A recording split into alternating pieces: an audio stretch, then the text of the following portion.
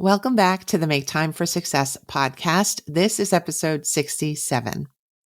It is really easy to get discouraged or to even give up when we feel that our efforts are not being responded to or even heard. So how are we supposed to pursue our big vision, dreams, and plans if we don't know how to ask people for help powerfully or effectively? We are lucky today to have my special guest, Indrani Goradia, on the show. She is going to give us powerful lessons in asking for what we need and sticking around to make sure we get the best outcomes possible for ourselves. Indrani is the founder of RAFT, which stands for Resilience for Advocates through Foundational Training.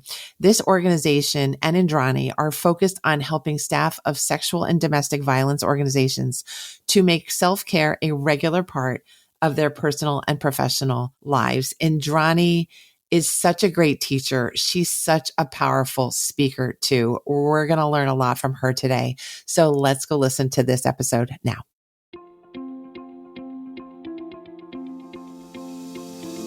Hi, I'm Dr. Christine Lee, and I'm a psychologist and a procrastination coach.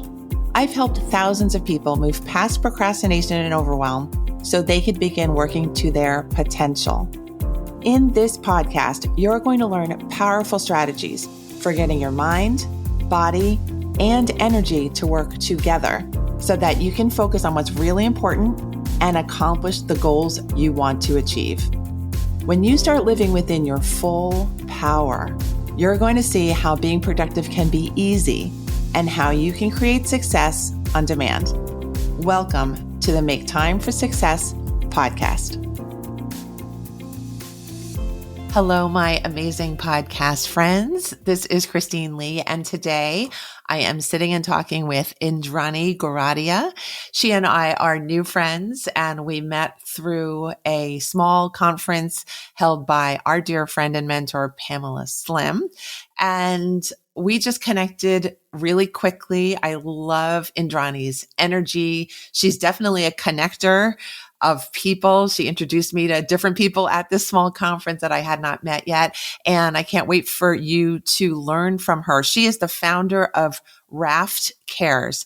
And that's an organization that helps staff and counselors who work with domestic and sexual violence victims. And her organization helps these staff and counselors to overcome compassion fatigue and burnout. She does incredibly important work. She's a vibrant soul, and I want to introduce you to her now. Welcome to the show. Christine, thank you. It's hard to believe that I know you less than a month in this lifetime because we connected so easily and quickly. I have to believe that there's been something that's been going on for eons. I like that thought. I know I relied on you immediately to help me to find other people to talk with at the meeting. Thank you again for being here. Your light is very bright, and please do me a favor and just help me to know you, help my listeners to know you as well. Some stories about your backstory and also how you came to be the founder of RAFT Cares. Hello, friends of Christine and future friends of mine. My story starts in my birth country of Trinidad in the West Indies. And I was the first child of 3, and I grew up with extensive abuse in my home. I did not know it was abuse because I had 2 thoughts. I was bad and I deserved it. I didn't realize that it was dangerous and toxic until I had my first child, and I was 31 at the time. And Christina, I've done a TEDx on this, and so I'm happy to send you the link later. And it was a C-section, and the baby was about 2 or 3 weeks old, and it was 2:00 in the morning, and the baby couldn't sleep. And I had done everything I could think of. And I had a voice in my head, and the voice said, slap the baby. And I thought, if I slap the baby, well, how's that going to help? And the voice said, if you slap the baby will stop crying. And that didn't make any sense to me. Fast forward, I learned or realized later, as I was uncovering my past, that when I was hit, if I cried, I was not allowed to continue to cry, and I would be told, I will really give you something to cry about. So for me, being slapped immediately shut me down. And here I was, my brain was feeding me this lie to this little infant, this child that 5 hours ago I was cooing and saying, I love you so much. I'll protect you forever. And now this is happening. So fast forward, I knew that something was wrong with me. And so I took myself to therapy immediately. And that's the first sad thing, Christine, because many people cannot afford therapy. And many people can afford 1 or 2 sessions. And I had to have years of therapy to understand the abuse. And it just felt to me that it was so wrong that so many people, so many moms want to show up in better ways and they don't know how. And I think that was the beginning of me thinking, well, I wonder what I can do with this information. But that was, it was just like, I wonder if I have to report to all the listeners that I never hit. Took me a longer time to realize that yelling was also abusive. I never did call names. The silent treatment is also abusive. Ignoring children if you're pissed off is abusive. All of those things, it took me years to come to that understanding. But I came to the understanding. And now I don't know if my kids are lying or not, but they say they don't really remember when I wasn't a peaceful mom. I don't know. I want to believe it. I don't know. I am not sure. As my second child was going to 8th grade, I thought, well, what happens now? I have been a stay-home mom, and I had chosen to stay home because I had a spouse that was always traveling, and I didn't want a nanny to raise my children. I thought, well, what can I do with what I have done moving forward? And that's when it occurred to me that maybe I can help teach how not to be abusive. But I was still thinking how not to be abusive to children. And I wasn't willing to go back to school to become a therapist. I'm a coach, or to become, as a lettered as you, Christine, as a psychologist. I wanted to use my experience. I know that I have a PhD in survivorship, but how to do that? So I started asking for help around, and we will see that this asking for help will come up again. I started asking people, how can I do this? And do you think it'll work? And almost everybody said it wouldn't work, that I wasn't qualified, and I should just maybe get a job in retail, or maybe I play golf or something, but nothing that was feeding my soul. So the first thing is, I was certainly asking the wrong people, wasn't I? Yes. When we ask for help, listeners, we have to know the right people. And we have to know which questions are the right questions. Again, let's compress time. I found a friend who was very taken with what I wanted to do with the world, and she helped me to create the foundation. And at first, the foundation was that first it was just me. Now I have a wonderful team, but I would go into shelters and I would ask if I could teach the victims in the shelters, not realizing that Maslow's hierarchy of needs was like front and center. If you do not have shelter and if you cannot put food on the table, you don't have room to uptake any new information. And here I am trying to teach really hard skills like boundaries and saying no to people who didn't feel like they had any power over their lives. So that fell apart. And a couple of years later, we realized that it was the advocates, the staff of the sexual and organizational shelters and sexual and organizational advocates who that we could reach. And then why would we want to reach them? Well, we were learning that burnout is huge and that overturn is a massive problem.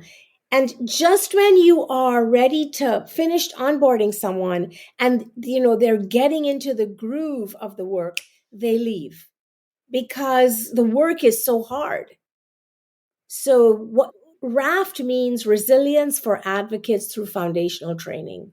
And so we realize that if we can teach the leaders how to monitor themselves, how to be resilient first for themselves, then they can be resilient for other people, that we stand a chance. We stand a chance of not succumbing to burnout. And Christine, I see you nodding. I know you understand because you are a counselor. You know exactly what I'm talking about. Well, I'm nodding. I do understand. And yet I also simultaneously feel like there's so much that I probably don't understand about the depth of the work that you are doing and about the depth of activity you've had to do within yourself to create something like this, something so broad reaching and something that deals with an issue that you felt in your own life and that you were a victim of. So could we start there with the personal journey in terms of what did you have to work through to keep going and to keep believing that this was valid and solid and worthwhile and going to be life affirming when it was out there? Well, thank you for the thinking that I knew it was going to be life affirming when it was out there. I didn't know. The only thing I knew was that I didn't have a choice. When our mission comes to us and the mission presents itself and we say, yes, I will do it, we no longer have a choice. And I wake up every day and I say, okay, what can I do now that maybe will make a difference tomorrow, but maybe not, because I don't know. The only thing I know is that I am not given the permission to not show up. How did I get to understand that I didn't have permission to not show up? When I first started the foundation and I kept going to shelters, and out of every 10 shelters, 9 would say no, just no, even though we were doing the work for free, and we still are. I thought, so naively, of course they'll say yes. They don't have to pay for it. Of course they'll take it. And they were thinking, why are you coming? You'll probably give me one class. I'll fall in love with it. And then you'll say there's 9 more and you have to pay for it. And I could never get them to understand, no, that's not what I was going to do. One woman in DC who was the head of a whole coalition, I'll never forget this, Christine. She said, well, where do you get the money to do this anyway? I actually wanted to say I'm a streetwalker and I make a lot of money and this is what I chose to do with it. I didn't. It was so hard to not be dismissive sometimes because I didn't expect that level of distrust, mistrust, doubt. When I thought I was doing, hey, like you said, hey, I'm going to do this great thing and all these great things will happen. And they just saw somebody that they didn't know coming to offer them something that they didn't think they needed. So it was so easy to dismiss me. But Christine, I have to tell you a really sad story, and the reader will hear that I'm certainly over it. There was one shelter in Houston who said yes. And they were around the corner from where I lived. And they said yes. And I was so excited.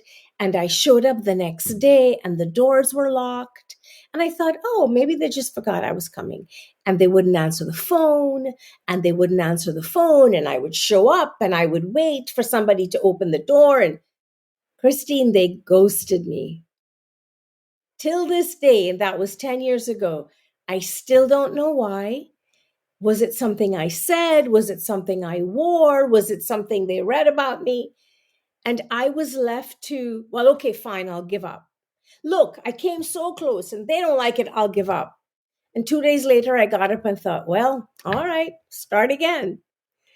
And so for everyone listening, I want you to know it's okay to think you're going to give up. It's okay to cry for a couple of days. And then you get up, you wash your face and say, okay, it's not them. Then who? I know it's me. If it's not you, then who? I started to get the right people to fill the right spots on my team. And because I was asking for help, actually, one of my mentors, her name is Andrea. Andrea said, I'm going to help you for 2 years. Andrea was a consultant and she worked with us for 2 years without pay because she knew that this was something that had to be in the world. And Andrea got a lot of the team members at the beginning.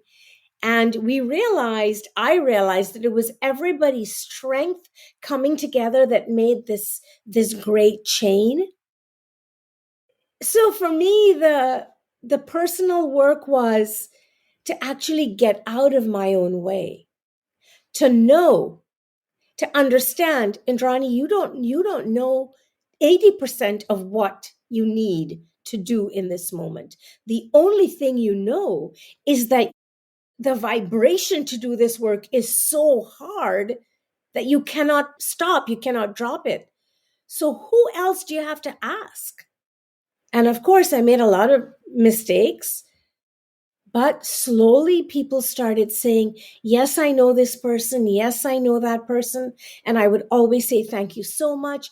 Even if they said they knew somebody and that person reached out and said, well, I don't have time to talk. It's okay. Because at least they were saying they would help. And so I had to get over my wanting to do it now, wanting to do it my way, knowing the only way that it was going to happen, and keep asking, what is the best way to get this work in the world? How do we really step out of ourselves, not take it personally, but know that all the advocates, all the caregivers are there waiting for me to get over myself? I'm laughing and amazed at just the parallel of survivorship and procrastination recovery, because I've always kind of wondered, how is a recovered procrastinator supposed to put out products into the world? Because the self-belief system is presumably flawed there. And I think you just demonstrated that you can't take everything personally, because that's going to sink anyone, not just a victim of abuse, not just a recovering procrastinator. It's that process of saying, oh, every negative, every no, every ghosting situation must mean that I am the wrong person and I am bad. If we get in that cycle, nothing is going to get created. Nothing is going to get realized. Nothing is going to succeed.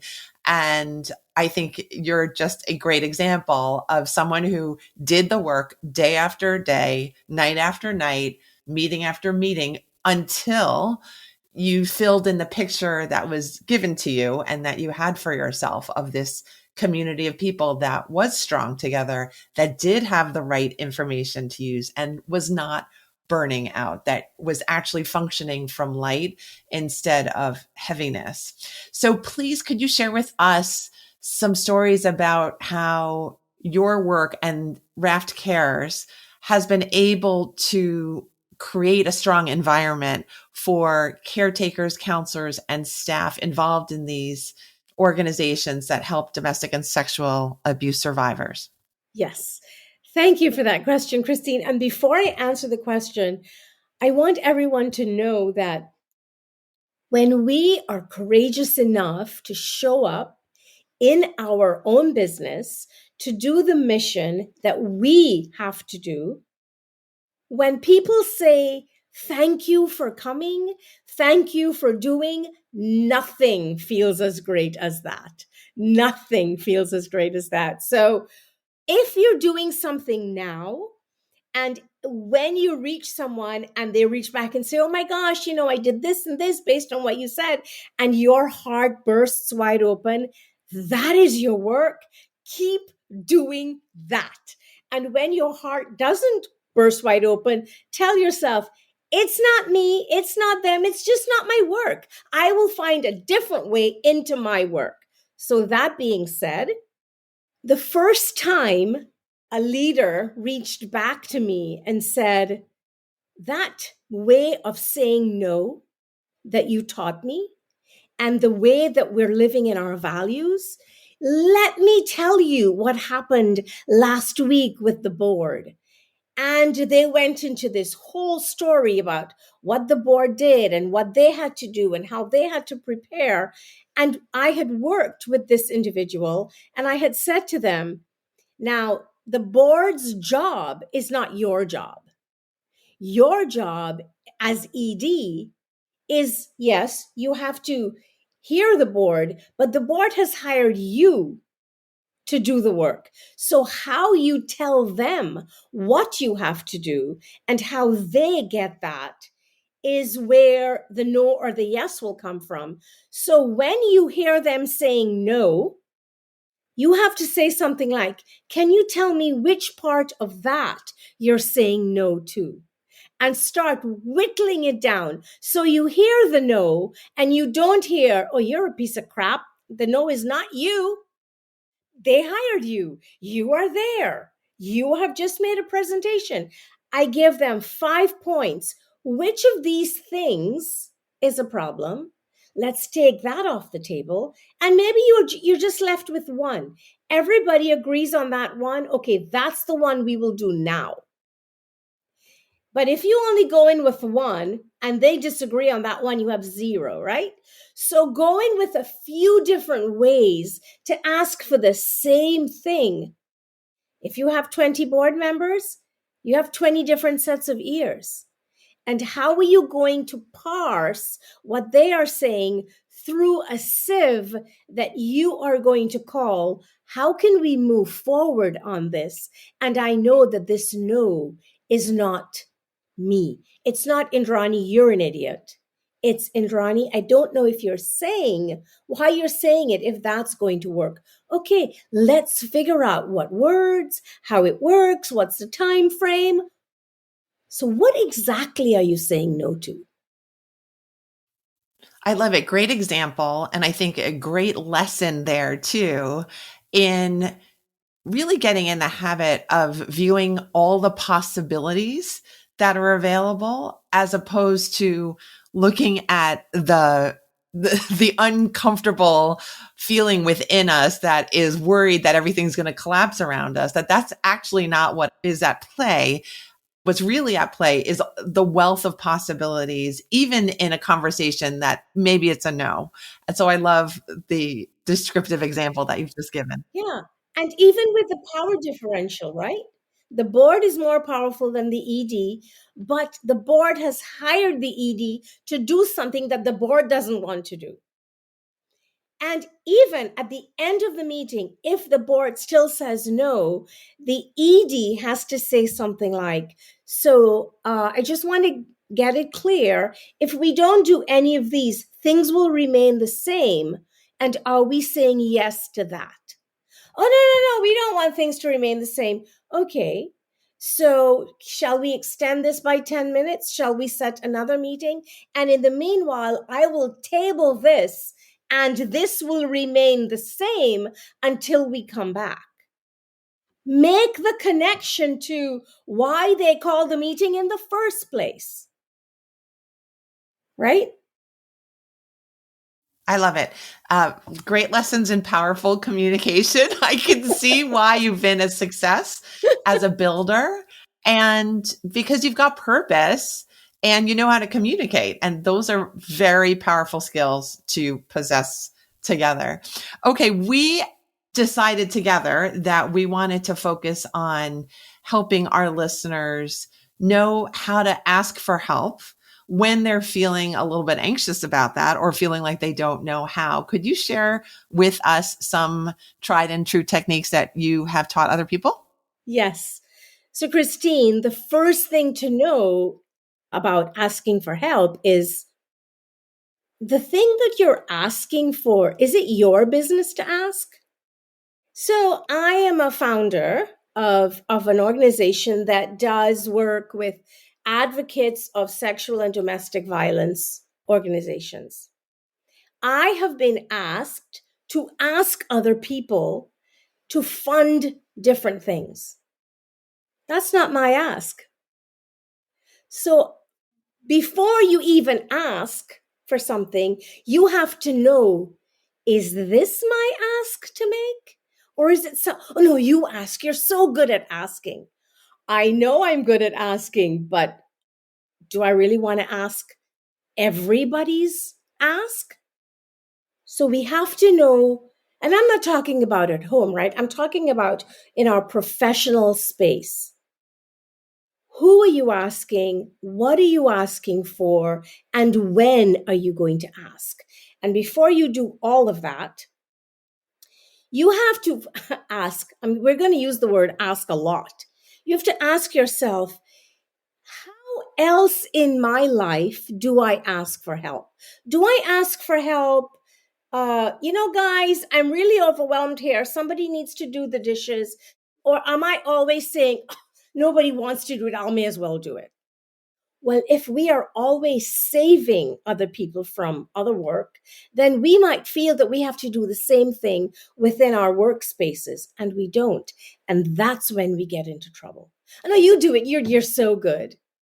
And if someone says that to you, you can say, yes, I am indeed very good at asking about what I need answers for. But sweetheart, I don't need answers for this. Oh, but I thought we were friends. Yes, we are. We are absolutely friends. So the first thing about asking for help is the boundary, Christine, of knowing when not to ask. You don't, someone says, Indrani, have you seen my watch? No, I haven't. Well, could you help me find it? I don't even know what the watch looks like. I don't even know where you lost the watch. I don't even know if you had the watch this morning, but I'm going to go all around the house looking for a watch that may not be there. So ask, is this my work? Do I have a clear understanding of the ask? And if it's yes, okay, right. Now I know that I have to ask Christine, can you help me to find my whatever? Now I will sit for about 10 breaths and imagine myself sitting in front of Christine or being on Zoom in front of Christine or being on the phone in front of Christine. And I am going to rehearse my words. Christine, it's so good to see you. You know, I'm not sure if I wore my watch this morning. Did you see a watch on my hand? And you might say, yes, and it was pink. That's right. Can you help me to find it? If you say yes, you've signed on. If you say, I would love to help you to find it, but I can do that in about 4 or 5 hours, now I know. But I have been very clear with my asking you, and I know what my words are going to be. This is how else it could go. Christine, you know what? Oh my gosh, I don't know if I brought the watch in. And did you see it? And now I'm flustered. You're flustered. You don't even know what I'm asking. So, Christine, you and I started this with 3 breaths. And I'm asking people to start thinking about an ask with 10 breaths. What are you asking? Who are you going to ask? And what are your words going to be? When you know what, and when you know who, and when you know your words, then it's your job to practice your words in the mirror. And the more important the ask, the more practice you need. So I was at a small lunch, not a lunch, a meeting with Barack Obama about 6 years ago. And I was going to ask President Obama something. The reason I was going to ask something is I said to myself, when next will I ever have a chance like this? Probably never. And that's true. I haven't met him since. So, Indrani, if you are in front of the president for a couple of hours and you get 20 or 30 seconds to make an ask, what will it be? Well, what should it be? Should it be, hey, can I come to a birthday party? Hey, can I come to dinner at the White House? No, I need it to be about my work. So I worked through it, Christine. I imagined sitting in front of him. I imagined what my words would be. And this was my eventual ask. When he called on me, I said, Mr. President, my name is Indrani and I am 63 years old. And I want to know how I can help your girls and my daughter live in a world that is free of violence. Clear, precise. Christine, he didn't have an answer for me. But that was not my business. My business was to make my ask, and his business was to do whatever he would do with that question. He did a lot for girls and women. It wasn't because of my ask. When you have an opportunity to ask, make sure it is the ask that if you never have an opportunity again, that is the thing that sticks. And I think a lot of times we don't realize that the ask comes way before you even meet that person. Yeah. I'm learning from you and your demonstrations of how you might ask in different ways that really it's how you prepare your energy for the ask and for that moment, and that we want to prepare in the best way that we can for success. We want to prepare so that we're centered, that we're not taking things personally, but that we are taking things seriously so that we're respecting our needs and also the other person's autonomy to determine whether they can help or not. That it's really none of our business to orchestrate that. We just have to be clear when we're present and asking so that we can get the best response possible for ourselves. I love it. Thank you for that. Christine, lesson. When we ask, a yes is as good as a no. We do not ask just to get a yes. Their business is to do what's right for them.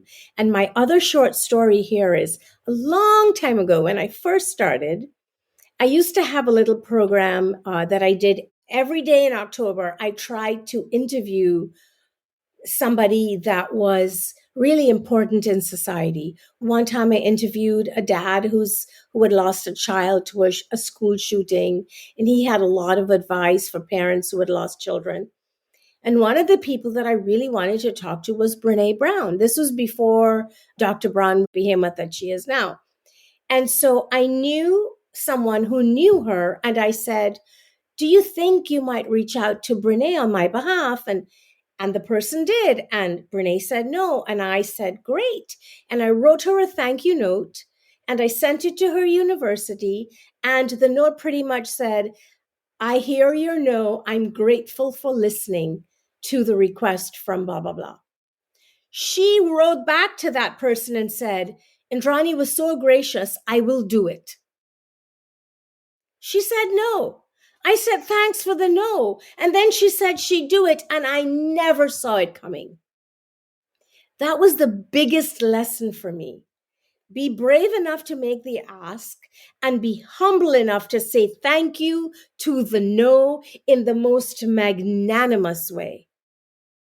And who knows? Stuff might happen. I never forgot that lesson. I love it. Yeah, I love it. And thank you so much for sharing your behemoth-y energy here with us. I just made up a word, but I think that's a word I wanted to use. And for really your great lessons in interacting with other people while also being fully yourself. I think that's what I'm getting and knowing about you right now. Thank you so much for being on the show. Could you please share with us how our listeners can stay in touch with you or get in touch with you? Listeners, you can send me an email at indranis.light@gmail.com or info@raftcares.org, and they will get those emails to me. And if you ask me for a meditation on how to sit with yourself in the energy of asking, I will be happy to send that to you. Because remember, like Christine said, the ask starts with the energy of the ask. And nobody likes cloying, yeah, please say yes kind of stuff. People want to feel like, oh, you're going to love me even if I say no? Yes, I am. Okay, I love it. Such wisdom here. Everyone, I hope you enjoyed this conversation as much as I have. Indrani, thank you again. I will see you soon. Thank you so much. And we'll see you next week on the Make Time for Success podcast. Thank you, listeners, for being here with us today. Bye-bye. Thank you for listening to this episode of the Make Time for Success podcast. If you enjoyed what you've heard, you can subscribe to make sure you get notified of upcoming episodes. You can also visit our website, maketimeforsuccesspodcast.com, for past episodes, show notes, and all the resources we mention on the show. Feel free to connect with me over on Instagram too. You can find me there under the name Procrastination Coach. Send me a DM and let me know what your thoughts are about the episodes you've been listening to. And let me know any topics that you might like me to talk about on the show. I'd love to hear all about how you're making time for success. Talk to you soon.